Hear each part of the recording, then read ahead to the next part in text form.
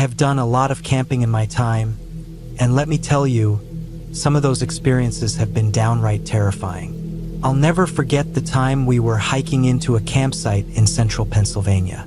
It started like any other camping trip, just me and a couple of buddies. We had our packs on, loaded down with all the gear we needed, including food, water, and the usual camping essentials. The trail was thick with trees, the kind of forest that felt endless. We'd been hiking for a few hours, getting deeper and deeper into the woods.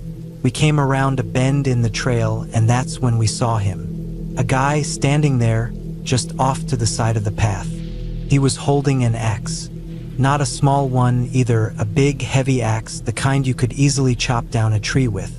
And he was just standing there, not moving, staring at us. I could feel the hairs on the back of my neck stand up. It was a strange, unsettling sight, but we figured he was probably just another hiker or some woodsman going about his business. We didn't think much of it at first, so we gave him a polite hello as we walked past. He didn't answer. He didn't even acknowledge us. He just kept looking at us with this intense, cold stare. His face was expressionless, but his grip on the axe was tight, like he was ready to swing it at any moment. His eyes never left us as we tried to steer around him, keeping our distance. I could feel my heart starting to race as we passed him, my mind racing with questions. Why was he just standing there like that? Why wasn't he responding? We kept walking, but I couldn't shake the feeling that something was wrong. As we moved further down the trail, I glanced back, and to my horror, he was still staring at us. Not moving, not even blinking, just locked onto us with that cold, unfathomable gaze. My friends must have felt it too, because we picked up the pace and didn't stop until we reached the campsite. I've never been so relieved to get to a clearing in my life. That night, we kept the fire burning hot, all of us a little on edge, making sure to keep the campsite well lit. I kept thinking about that guy with the axe. I couldn't stop looking over my shoulder, half expecting him to show up out of the trees. But he never did. Now, I've been on plenty of camping trips since then, and not all of them have been as creepy, but I've had my fair share of close calls. There was one trip back when I was in my late teens that still gives me the chills when I think about it. It was a camping trip with a big group of us, about 10 people in total. We were way out in the middle of nowhere, miles away from the nearest road or town. The plan was simple: hike in, set up camp, and enjoy the wilderness for a few days. It didn't take long for the drinking to start. We were all young, no real responsibility, and it was easy to get caught up in the fun of being out in the woods, away from everything. It was one of those nights where the alcohol flowed a little too freely, and before we knew it, we were all pretty drunk. Everyone was laughing, joking, and having a good time around the campfire. Not a care in the world. That's when it happened. We didn't notice at first. We were too busy enjoying the night, too caught up in our own little world. But the next morning, when we finally sobered up, we realized something was wrong. Our food packs had been ransacked. We'd hung them high up in the trees, 25 feet in the air, using the classic bear-proofing method. We thought that would keep them safe, but when we checked, half of the food was gone. At first, we thought maybe it was raccoons or something. They're sneaky little creatures, and they'll get into anything if you're not careful. But then we started to see the damage.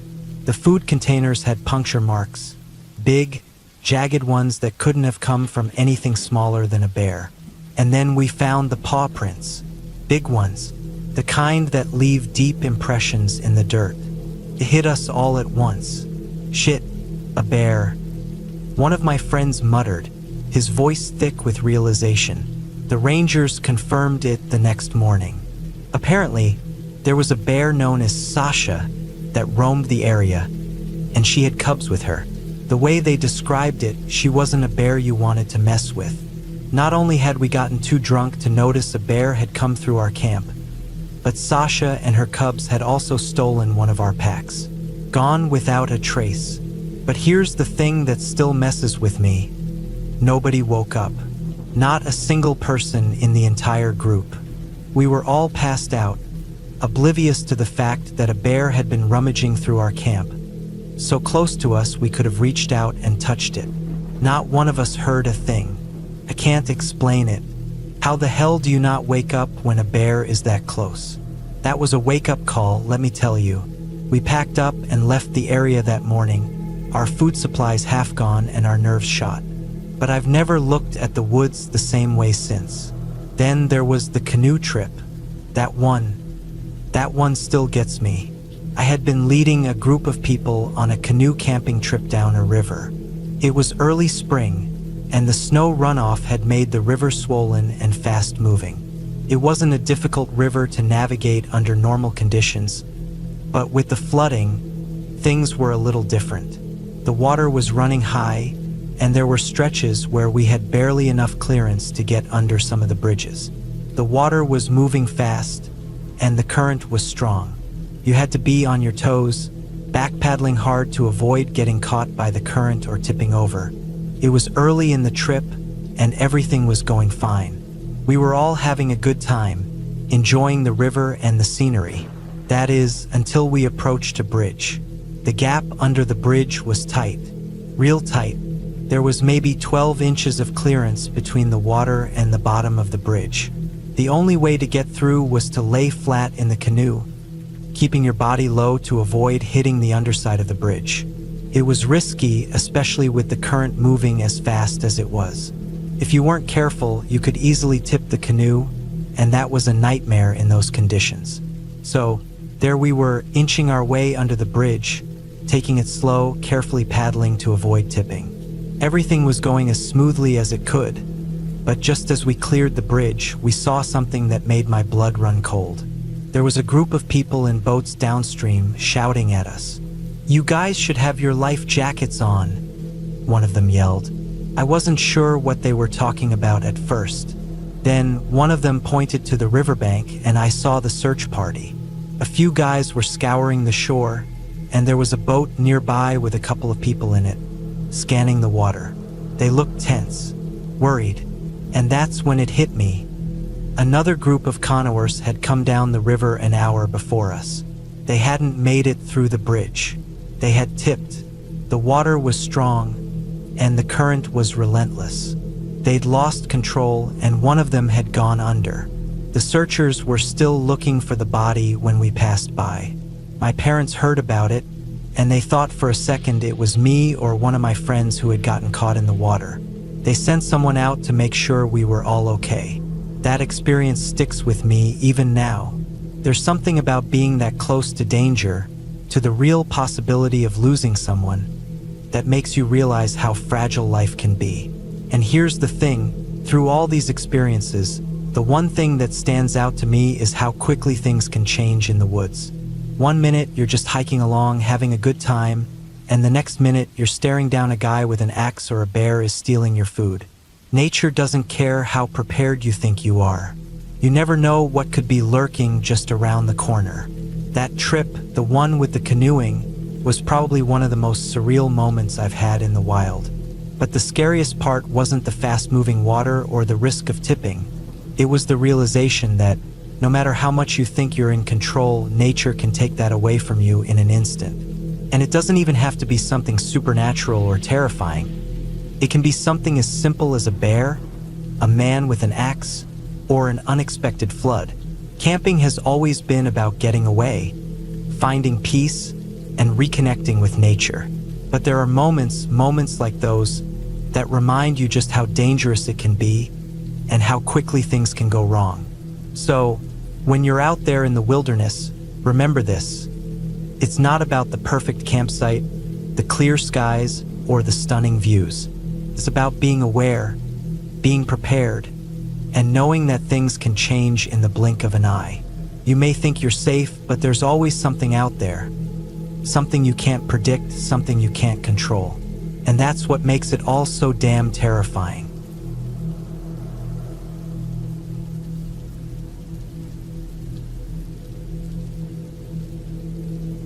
It was the middle of August, and I found myself far from home, in northern British Columbia, Canada, on a military training exercise. The air was thick with the smell of pine and the sharp scent of earth as our unit set up camp. We had just completed a full day of joint exercises with American troops, training in the rugged terrain of the area, honing our skills for what could only be described as one of the most demanding exercises I'd ever been through. But the real test wasn't the training, it was the night. By the time evening came, we were back at our bivouac site, a designated camping area that was essentially a patch of forest cleared for us to pitch our tents. We were on high alert due to the nature of the exercise.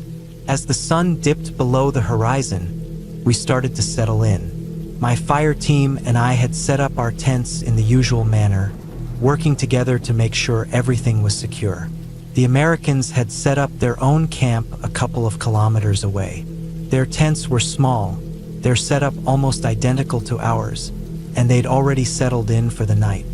That night, like most others during these exercises, we were split into shifts for watch duty.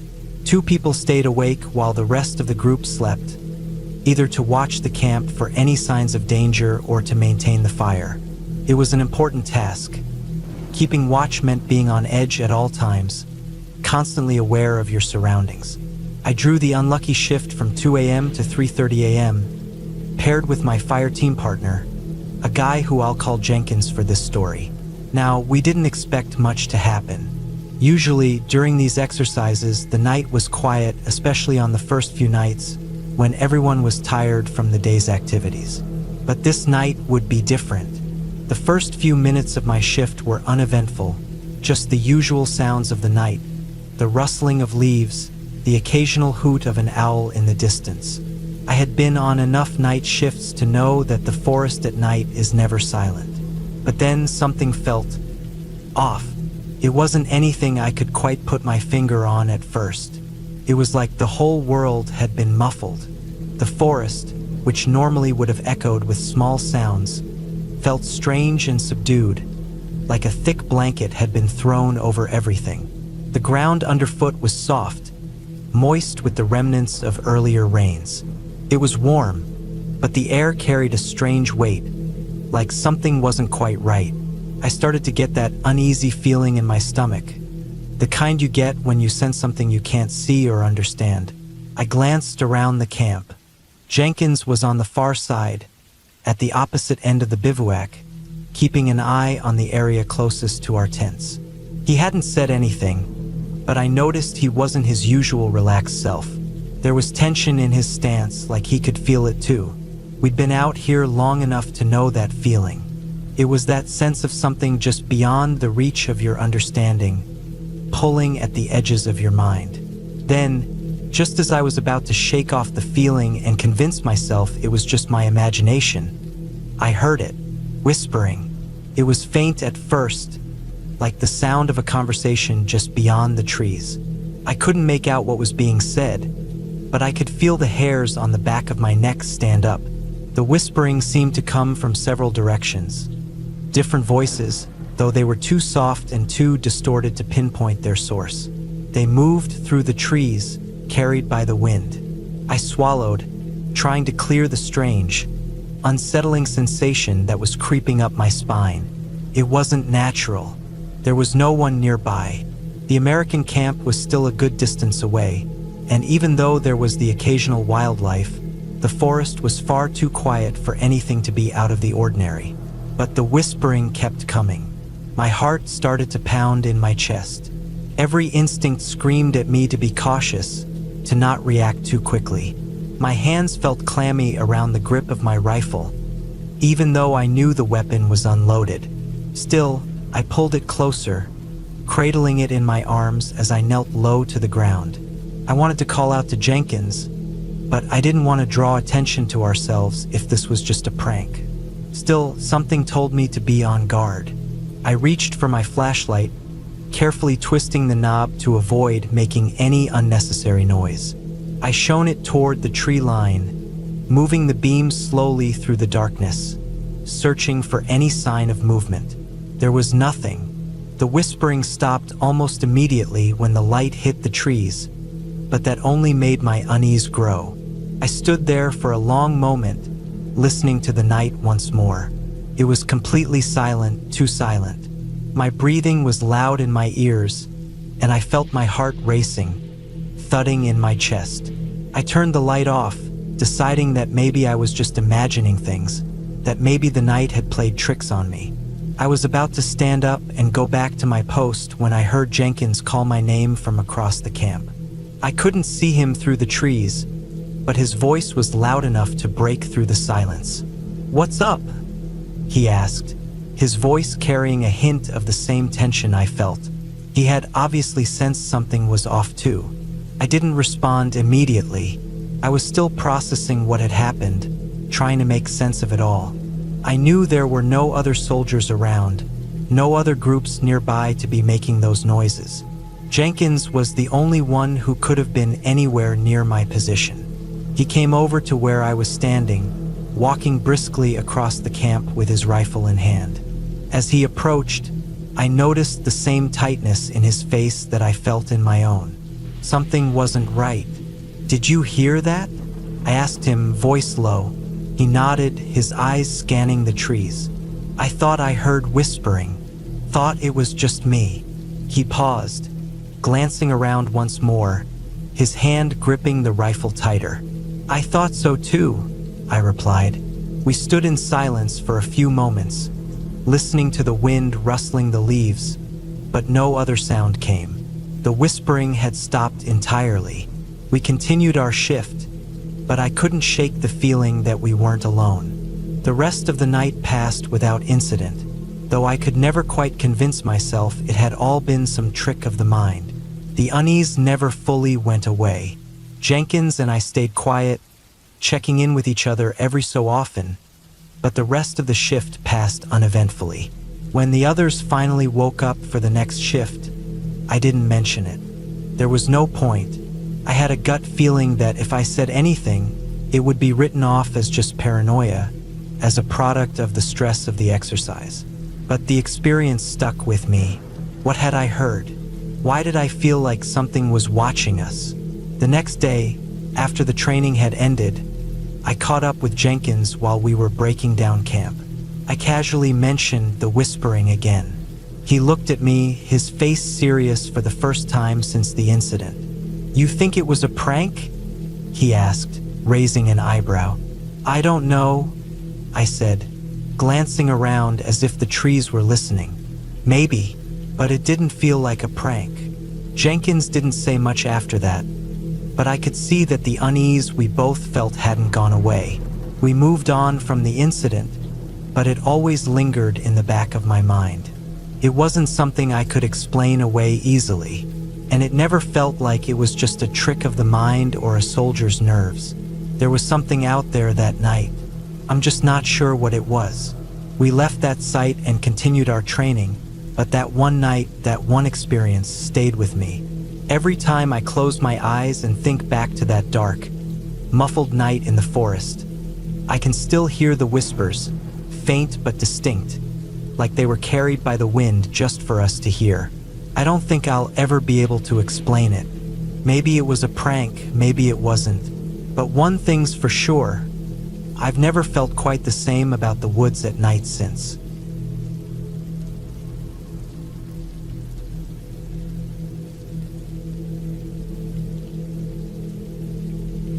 A few years ago, my boss, his dog, a colleague, and I went on what was supposed to be a rugged hunting and camping trip deep in the California desert. It was supposed to be a survival experience, nothing luxurious. Just us, our gear, and the brutal desert heat. We packed light, only bringing enough food for the dog, some emergency rations, and our water supply. We were armed too, each of us carrying firearms just in case. The nearest town was over an hour's drive away by truck, and we had rented a 4x4 for the trip. We set up camp deep in the desert, a place so remote it felt like the kind of land that could swallow you whole if you weren't careful. There were no roads to guide us, no people for miles around. We were completely alone, and that's exactly how we wanted it, or so we thought. The first couple of days were challenging, but not unexpected. The heat was unbearable, pushing 100 degrees Fahrenheit every day, and we hadn't caught a single animal. It was getting to all of us. I could feel the frustration creeping in, and I wasn't alone in that. My colleague kept muttering under his breath, pacing around our camp. Even my boss seemed to be feeling the strain, though he kept a stoic face, trying to keep the group morale up. The dog, a big German shepherd, was visibly uncomfortable, panting heavily under the sun and sticking close to camp, likely sensing the tension. By the end of the second day, we were all starting to lose hope. The food for the dog was running low, and we were relying more on water than anything else. We tried to keep our spirits up, but hunger and fatigue were taking a toll. By the third evening, I could see it on all our faces. The desert heat and lack of food were pushing us to the edge of our patience. But still, we pressed on. We decided to go out hunting again that evening, hoping for some sort of luck. By now, the sun was sinking behind the distant hills, casting long, eerie shadows across the desert floor. We moved silently, keeping an eye out for any signs of wildlife, but the area seemed dead. Nothing moved, no birds in the sky, no rustling in the brush. It was unnerving. As we made our way back to camp after another fruitless hunt, we noticed something odd. There were fresh droppings around our camp, large and unmistakably from a mountain lion. My first thought was to dismiss it. After all, we were in mountain lion country. But then my colleague pointed out something strange. The size of the droppings. They were large, almost too large for a single animal. We weren't exactly sure what we were dealing with, but we were still confident our firearms could protect us if it came down to it. We were all jumpy, though, and we didn't talk much as we returned to camp. My boss started the fire while we sat around it, each of us lost in our thoughts. We hadn't eaten solid food in 3 days, and I could feel my stomach growling, but there was no point in mentioning it. I could tell we were all thinking the same thing. This wasn't a trip anymore. It was a survival ordeal. As the sun set completely, the fire cast long shadows over the campsite. It was quieter than usual. The dog, usually full of energy, was sitting close to the fire, his ears twitching nervously. I could feel the tension building in the air, but I couldn't put my finger on why. Something wasn't right, and I knew it. I wasn't alone in this feeling either. My colleague shifted nervously on his seat, his eyes scanning the darkness around us. That's when we saw them. 2 pairs of glowing eyes, watching us from the edge of the camp. At first, it was just a faint glimmer, but then they became more distinct. They were far enough away that we couldn't make out any features, but there was no mistaking what they were. 2 sets of eyes, bright and unwavering, staring directly at us from the darkness beyond the firelight. My heart dropped into my stomach. The dog started to growl low in his throat, a deep, primal sound that sent chills up my spine. He was staring in the same direction as the eyes, his body tense, his fur standing on end. The growl turned into a bark, sharp and demanding, but the eyes didn't move. They just watched us. My boss was the first to react, though it wasn't much more than a controlled, "Stay quiet." We all knew the drill. We had come prepared for situations like this. My colleague quietly unslung his rifle, and I followed suit, taking my own firearm from where it had been resting by my side. We were ready for anything, but none of us wanted to make the first move. The standoff lasted for what felt like hours, but I knew it couldn't have been more than 10 minutes. The animals, because I was now sure they were animals, never moved. They just sat there, staring at us, waiting for us to make a mistake. My eyes kept darting between the glowing spots, trying to see what I could, but it was too dark. I couldn't hear anything either. No rustling of leaves, no footsteps in the sand. It was as if the world around us had gone completely still. The tension in the air was palpable, almost suffocating. The dog's growling stopped, replaced by frantic barking. The hairs on the back of my neck stood up. I could feel my heart pounding in my chest. Was this it? Were we about to be attacked? Finally, after what felt like an eternity, the eyes started to move. Slowly, deliberately, they shifted to the side and then disappeared into the darkness. The night felt colder suddenly. The fire's glow seemed insufficient against the vast, empty desert.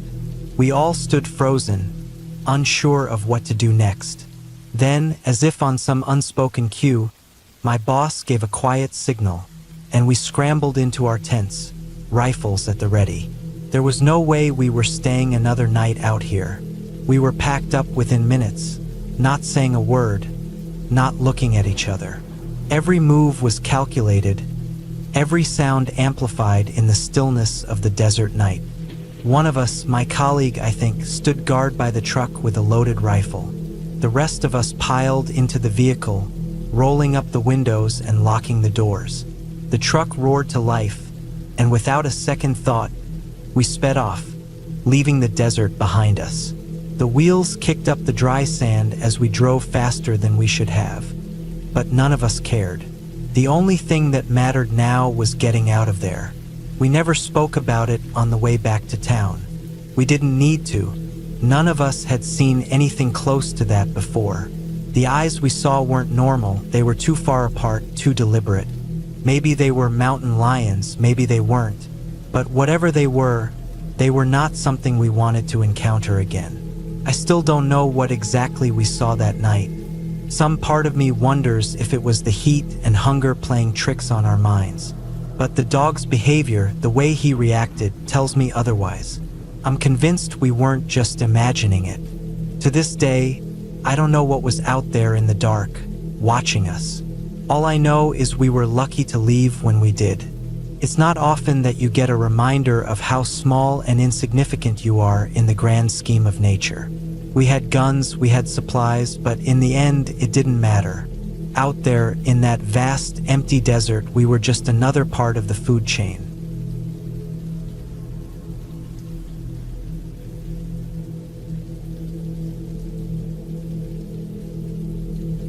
When summer break rolled around, me and my 3 friends, Andy, Kurt, and Morgan, decided to hike a section of the Appalachian Trail in Pennsylvania. It wasn't supposed to be a big deal, just a 3 to 4 day trek through the woods. The plan was simple: hike a section, enjoy some nature, and come back with good memories. None of us were seasoned survivalists, but we were familiar with the basics. We had all the gear we thought we'd need: maps, food, water filters, first aid, and a decent idea of the route. The first day passed uneventfully. We made good progress, covered about 12 miles, and camped at a spot right off the trail. Nothing crazy happened, just the usual banter around a campfire. By the next day, we were deep into state forest land, miles away from any roads or towns. There wasn't much cell service out there, but we weren't too worried. As planned, we aimed to reach a public shelter by dinner. These shelters were basic: 3 walls, a roof, and wooden bunks for hikers. We liked the idea of having something solid over our heads in case of bad weather. Sure enough, as we hiked that afternoon, dark clouds started rolling in. The kind of heavy, summer storm clouds you know will burst any second. We picked up the pace, reaching the shelter just as the first fat raindrops splattered on the leaves. By the time we dropped our packs inside, the rain was coming down in sheets. It was one of those storms where everything gets drenched in seconds, but it's over almost as fast. 30 minutes later, the rain stopped, and sunlight broke through the clouds like nothing had happened. We were relieved. We got to work setting up a fire and preparing dinner, joking about how lucky we were to avoid hiking through the downpour. The air was fresh, the kind of crisp you only get after summer rain. We were in good spirits. About 5 minutes after the rain cleared, we heard the crunch of footsteps on the trail. Caught us off guard because we hadn't seen anyone all day. We figured it was another hiker who got caught in the storm. Then, from the bend in the trail, a small, happy corgi came trotting into view. It was a weird sight. The dog was completely dry, except for its paws, which were barely muddy. It made a beeline for us, wagging its tail like we were its best friends. The little guy clearly had no problem begging for food, nosing at our snacks like it had done this 100 times before. Behind the dog came its owner, a middle-aged man. He was moving slowly, hands in his pockets, like he was out for a casual stroll. His outfit was strange. He wore blue jeans, a white t-shirt, and cowboy boots. No backpack, no hiking gear. And he was bone dry, not a speck of water on him. I exchanged glances with my friends. None of this added up. How was he dry? How was the dog mostly dry?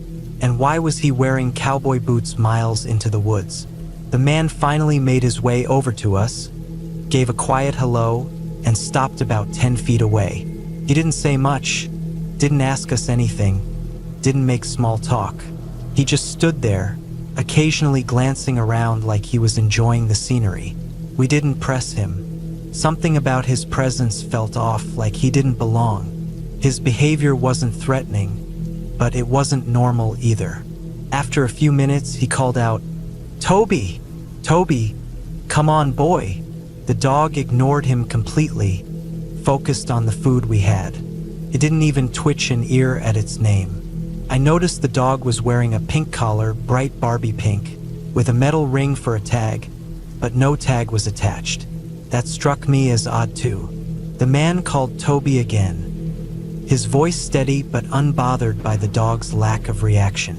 After a moment, he turned and started walking back the way he came, still calling the dog. He didn't look back at us, just disappeared down the trail. The dog lingered. It hung around for another couple of minutes, sniffing and nosing at our food, then suddenly turned and wandered off into the woods in the opposite direction of the man. No hesitation, no urgency, just walked off. Once both were gone, we all started talking at once. None of us had seen any other hikers all day. The nearest road was miles away, and no one had spotted tents or campsites nearby. We agreed the man's clothes should have been wet from the rain, and we couldn't shake the strangeness of the dog's collar and its lack of response to the name Toby. Our theories spiraled fast. Maybe he was some kind of drifter or hermit living off the land. Maybe the dog wasn't even his. Maybe he wasn't just a harmless weirdo but something darker, a predator looking for hikers like us. Paranoia set in quick. Andy had some paracord, so we rigged up noise traps around the shelter using empty cans from dinner. We strung them across the shelter's front opening and a few feet into the surrounding woods. We tipped the wooden picnic table on its side to block most of the front entrance. It wasn't much, but it made us feel safer. That night was one of the longest of my life. Without a fire, the shelter was pitch black. Every sound seemed louder, sharper. None of us slept. We kept our knives close, laying on the top bunks, whispering to each other at every noise. At one point, Kurt climbed down to check outside and startled Andy, who almost stabbed him in the dark. Later, Morgan had to pee and tried to do it out the front opening without leaving the shelter. He accidentally hit one of the noise traps, sending the cans rattling. The rest of us bolted awake, knives ready, until Morgan yelled, "It's me! It's me!" I can't explain how unsettling it was to sit there in the dark, imagining the man coming back. Every gust of wind, every snap of a twig had us on edge. We didn't know if he was out there, but the possibility was enough to keep us frozen in fear. Somehow, we made it through the night. As the first light crept through the trees, we started breaking down the traps and packing up. None of us wanted to stick around. We left a note in the shelter's logbook about the man and the dog, then decided to change our route. That day, we hiked to a campground with payphones and called for an early pickup. We kept our camp hidden, setting up off-trail to avoid drawing attention. By the time we were picked up, we were exhausted, physically and mentally. None of us ever forgot that night.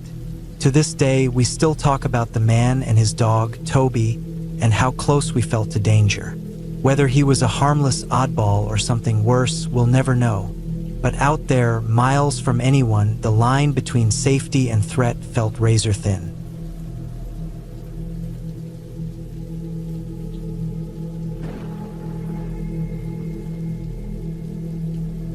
When I was fresh out of high school, a group of friends and I planned a weekend camping trip to celebrate our newfound freedom.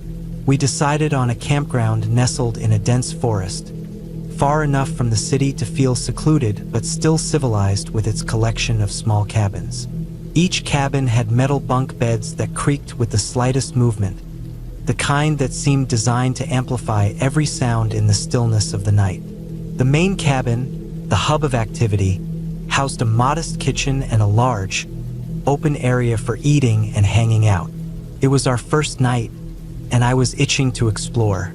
After dinner, as everyone was settling in for card games and stories in the main cabin, I decided to take a walk alone. I've always been drawn to the quiet of the woods at night.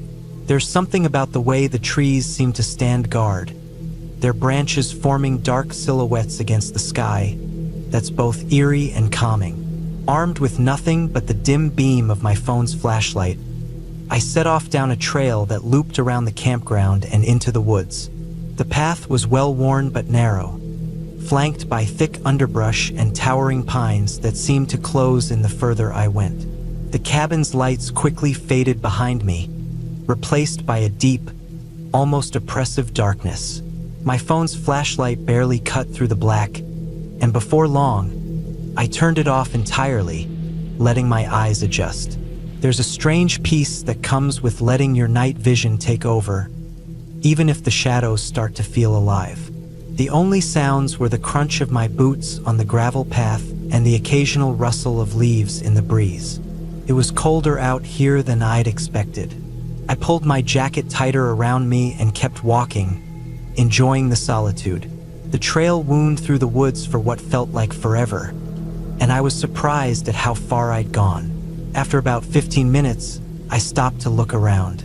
No lights, no signs of civilization, just endless trees and the faint outline of the path stretching ahead and behind me.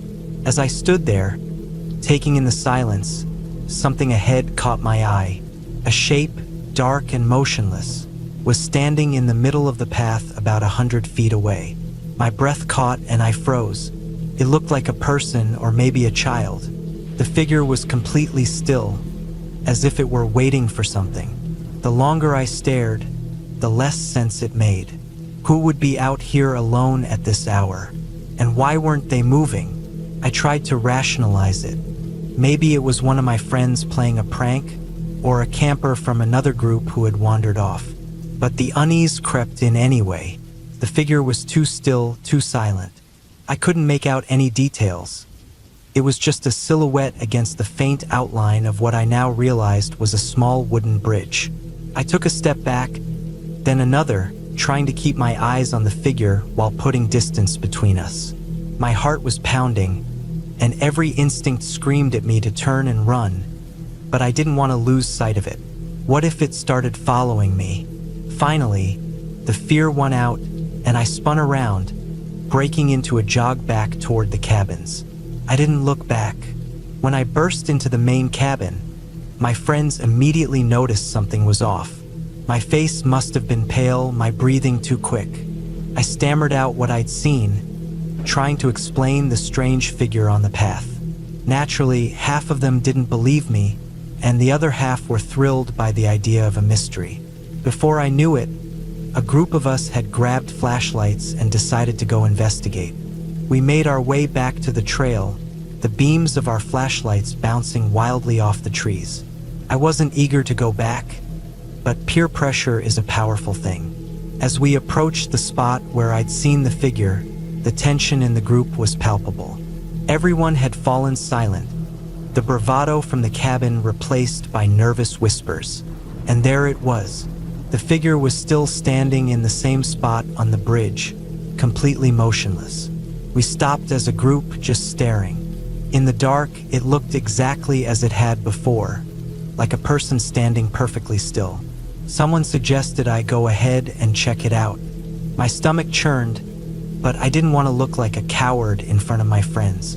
So, gripping my flashlight tightly, I stepped forward. Every step felt heavier than the last. The bridge creaked under my weight as I got closer, and I could feel the other's eyes on my back. My flashlight beam wavered as I raised it, and finally, I saw it clearly. It wasn't a person at all. It was an upright vacuum cleaner. Someone, probably as a prank, had dragged the vacuum out here and left it in the middle of the bridge. The handle and bag formed the rough shape of a person, and in the pitch darkness, with only the faint outlines to go by, my imagination had done the rest. I let out a laugh, more out of relief than anything, and waved the others over to show them what it was. Back at the cabin, the incident became the joke of the weekend. Everyone teased me about being scared of a vacuum cleaner, and I laughed along with them. But as much as I tried to brush it off, the experience stuck with me. There was something about the way my mind had filled in the gaps, turning a mundane object into something menacing that I couldn't shake. Looking back, it's a reminder of how easily fear can take hold in the right circumstances. Out there in the woods, with nothing but darkness and silence, my brain had created a story that felt entirely real. Even now, years later, I still think about that night. It's funny, sure, but it also taught me to respect the power of my own imagination and the way the unknown can twist even the simplest things into something terrifying.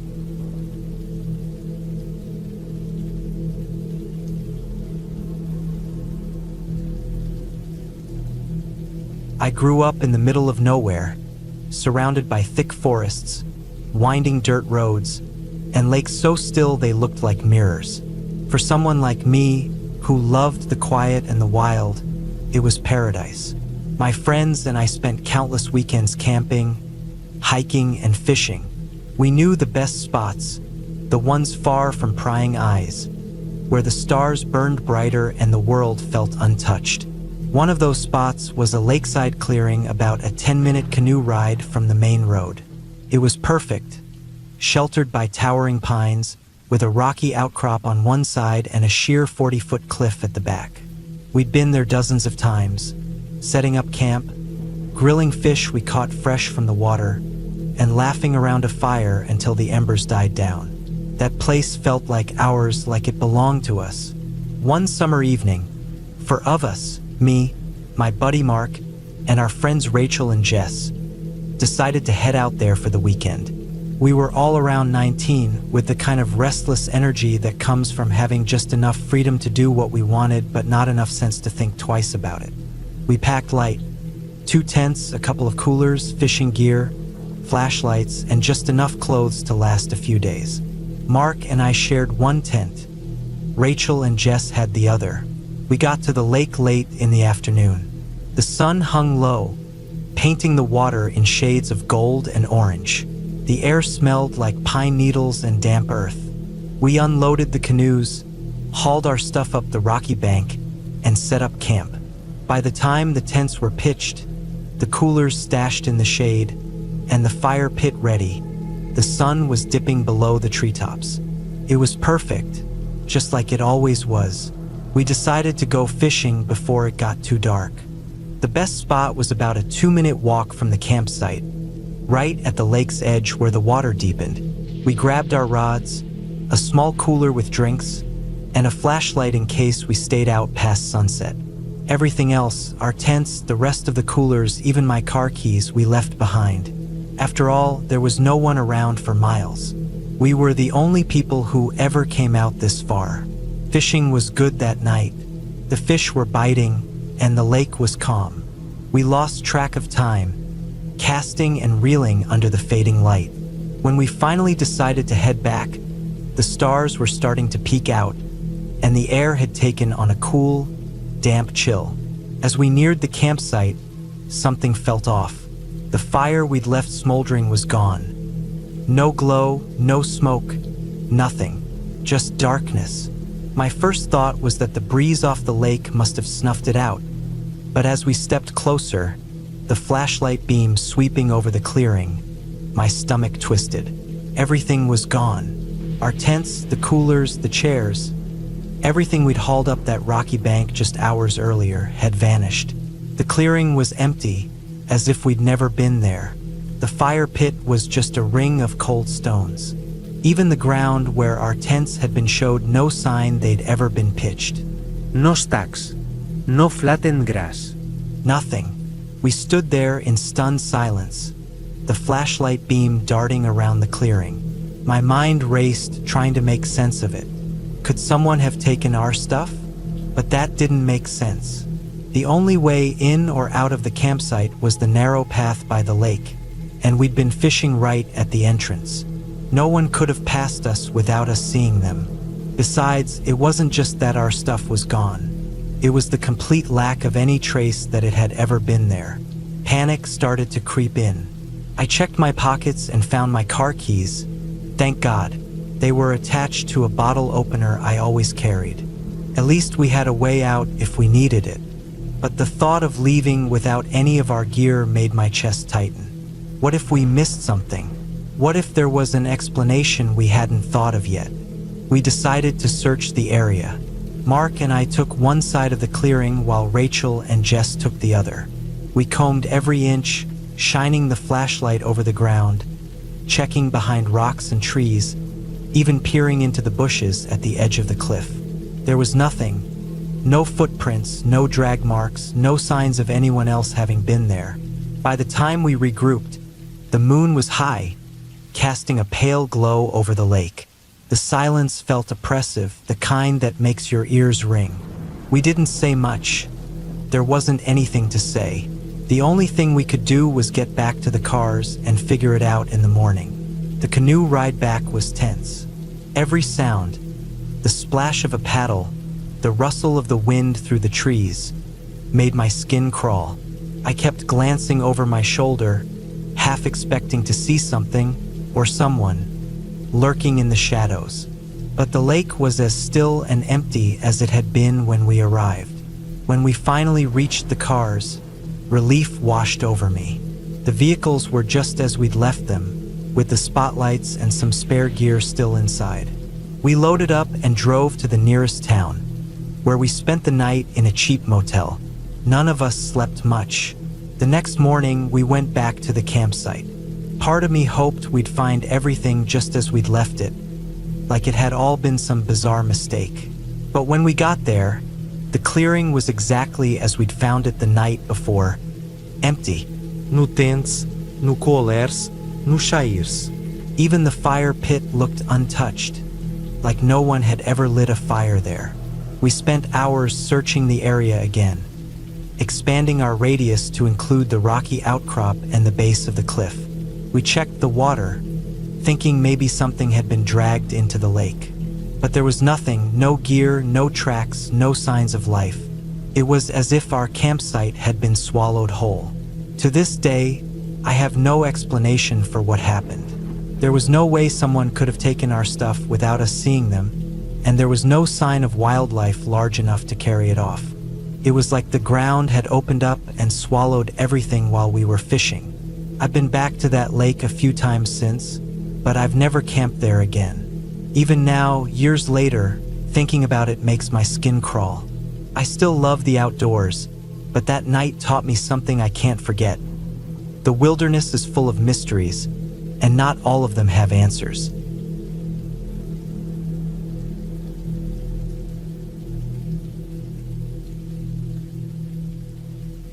The sun was just starting to rise as I parked my car in the small lot near the trailhead for Striding Edge.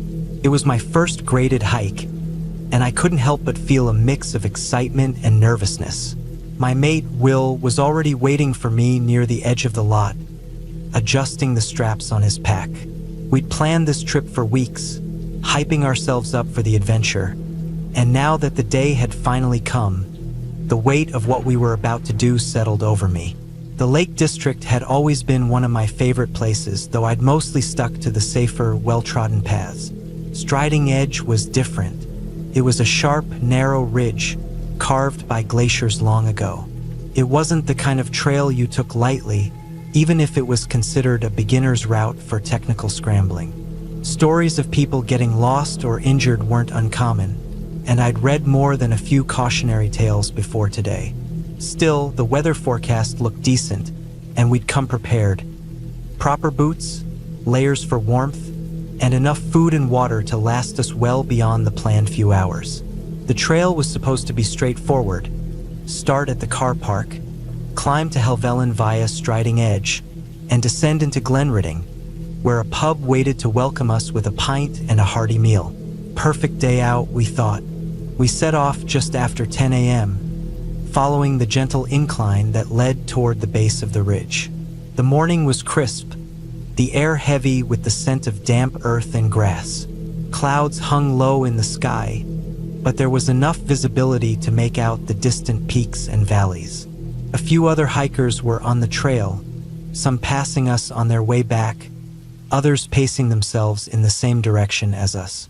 There was a quiet camaraderie among everyone, a shared respect for the landscape and the challenge ahead. By 11 a.m., we reached the beginning of the ridge. The ground beneath our boots turned from soft soil to jagged rock, forcing us to slow down and pay closer attention to our footing. This was where the real work began. The ridge narrowed to a knife edge in places, with steep drops on either side. The wind had picked up, whistling through the cracks and crevices in the rock. Will and I joked about it, but I could tell he was just as focused as I was. One wrong step here wasn't just a stumble, it could be disastrous. Halfway along the ridge, we met a woman coming the other way. She looked to be in her mid-30s, with blonde hair tied back in a ponytail and a bright red rucksack slung over her shoulders. She greeted us with a cheerful good morning as we reached a wider section of the ridge, where we could pause and catch our breath. We chatted for a few minutes about the weather. She'd started earlier than us and mentioned that the fog had already begun to settle in higher up. It wasn't uncommon in the Lake District. One minute you'd have a clear view for miles, and the next you couldn't see 10 yards in front of you. We thanked her for the heads up and said we'd keep an eye on it. She smiled, adjusted her pack, and continued on her way, heading toward the trailhead we'd started from.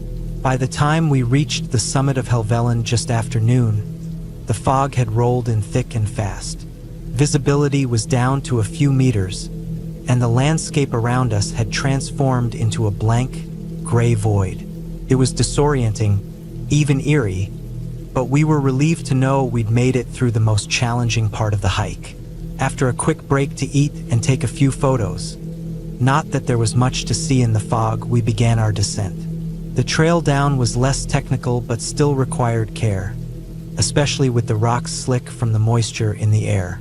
We passed a few hikers heading up, their figures emerging like shadows in the mist before disappearing again as they continued past us.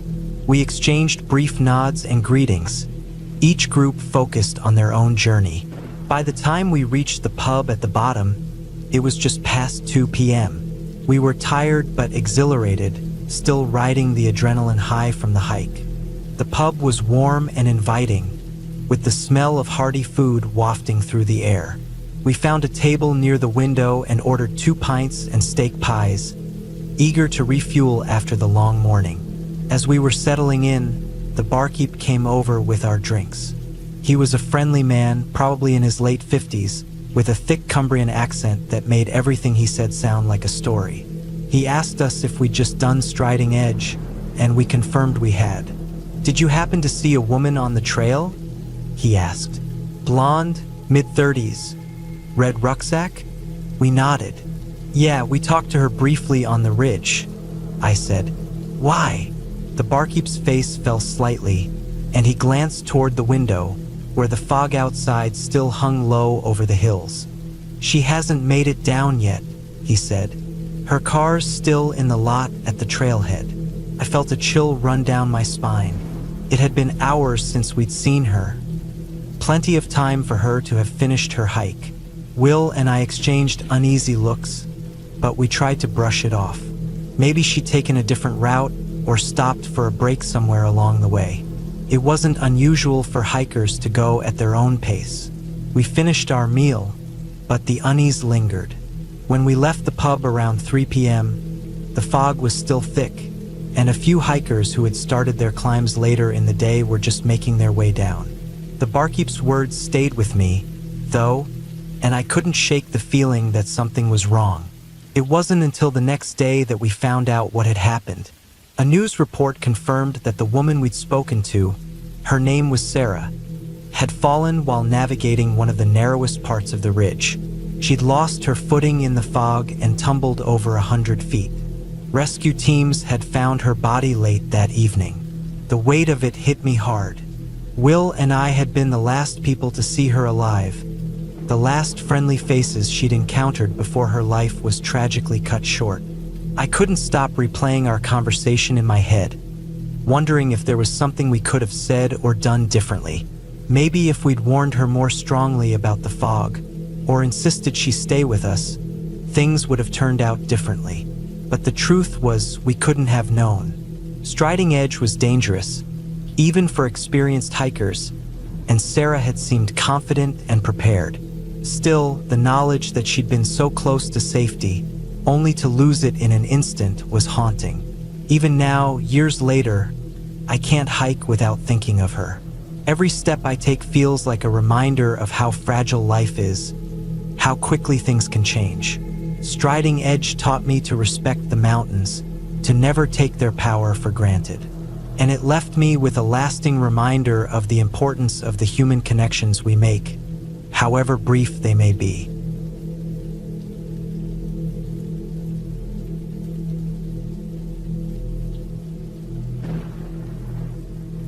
I've always considered myself lucky to live where I do. When I say I live in the woods, I mean it in the most literal sense. My family's home is nestled deep within a 50-acre parcel surrounded by over 900 acres of state-owned forest and another 3,000 acres of national forest beyond that. My backyard is an endless stretch of wilderness. Bobcats, bears, deer, coyotes, and even the occasional mountain lion pass through, and I've learned to respect their space. But it's not the wildlife that keeps me on edge. It's the things that defy explanation. Growing up in this house, you get used to the isolation. The driveway winds up the western face of a ridge, with the house sitting just below the peak. From my bedroom window, I can see nothing but trees stretching out for miles. The nearest neighbors are hikers who unknowingly trespass on our land due to poorly mapped state trails. They never stay long. Sometimes, I'll find them standing at the edge of the property, staring into the woods as if they've seen something I can't. I'll admit, I've always been curious about the history of the area. Scattered throughout the woods are remnants of lives long gone. Stone foundations from Prohibition-era shine shacks, smugglers' dens carved into the hillsides, and staircases leading to nowhere. A 2-mile hike in almost any direction will bring you to unmarked graves, moss-covered and forgotten. Despite the eerie history, I've never felt threatened, just watched, like the woods are keeping a quiet vigil. That brings me to the camping trip. One summer evening, I decided to camp out on the ridge above the house. It wasn't the first time I'd done it, and I figured the familiarity of the area would make for an easy night. I packed light: a single-person tent, a flashlight, a water bottle, and a hunting knife, just in case. By the time I set out, the sun was dipping low, casting long shadows across the forest floor. The hike to the ridge wasn't far, but the dense underbrush made it feel longer. As I climbed, the sounds of the forest grew louder. Birds calling, branches creaking in the wind, the distant yip of a coyote. I reached the ridge just as the last light of day faded. From up there, I could see the roof of my house far below, a tiny patch of light in an ocean of darkness. I set up my tent near the edge of the ridge, facing west. The view was breathtaking. The trees fell away in a steep slope, giving way to the valley below. I could see the faint outline of old stone walls and staircases hidden among the foliage. I built a small fire, just enough to keep warm, and sat back to enjoy the quiet. The stars above were dazzling, brighter than I'd ever seen them. For a while, everything was peaceful. But as the night wore on, I started to notice the silence. It wasn't the normal stillness of the woods at night. This was deeper, heavier. The usual background noise of crickets and frogs was gone, replaced by an oppressive quiet. I told myself it was just my imagination, but I couldn't shake the feeling that I wasn't alone. Around midnight, I decided to call it a night. I doused the fire, climbed into my tent, and zipped it up tight. The air was cool, and the faint rustle of leaves in the breeze was the only sound. I lay there for what felt like hours, staring up at the tent's nylon ceiling, waiting for sleep to come. Then I heard it, a faint, rhythmic sound coming from the woods. At first, I thought it was the wind, but as I listened closer, I realized it was footsteps. Slow, deliberate footsteps moving through the underbrush. They were coming from the east, the direction of the hiking trail. My heart started to race. I told myself it was just a deer or a bear, but deep down, I knew it wasn't. The steps were too precise, too human. I reached for my flashlight and knife, gripping them tightly. The footsteps grew louder, closer, until they stopped just outside the tent. I held my breath, straining to hear. For a moment, there was nothing but silence. Then the tent shifted. Not much, just a slight tug on one of the guy lines, but it was enough to send a jolt of fear through me. I flicked on the flashlight and unzipped the tent in one swift motion, shining the beam into the darkness. There was nothing there. I scanned the woods, the beam of light cutting through the trees. The forest was still eerily so. My mind raced with possibilities. Was it an animal, a prankster, or something else entirely? I didn't wait to find out. I packed up my gear as quickly as I could and started down the ridge, the flashlight shaking in my trembling hand. The hike back to the house was a blur. Every sound made me jump. Every shadow seemed to move. I kept looking over my shoulder, expecting to see someone or something following me, but the woods remained empty. When I finally reached the house, I locked every door and window and sat in the living room, trying to calm my nerves. The clock on the wall read 3:17 a.m. I hadn't been gone that long, but it felt like an eternity. I told myself I was safe now, that whatever had been out there was gone. But then I noticed something strange. My steel water bottle, which I'd left on the coffee table before I left, was sitting in the exact same spot. But the cap was off and the water inside was gone. A ring of condensation circled the base, as if it had been lifted and set back down. My heart sank. I was sure I'd tightened the cap before I left. The next day, I went back to the ridge to look for clues. I found nothing, no footprints, no broken branches, no signs that anyone had been there. But as I stood at the edge of the ridge, looking down at the house below, I couldn't shake the feeling that I was being watched. To this day, I don't know what happened that night. I've camped in those woods countless times since then, but I've never gone back to that ridge after dark. The woods have always been my home, but now they feel different. Not dangerous exactly, just alive, like they're keeping secrets I'll never fully understand. And maybe that's for the best.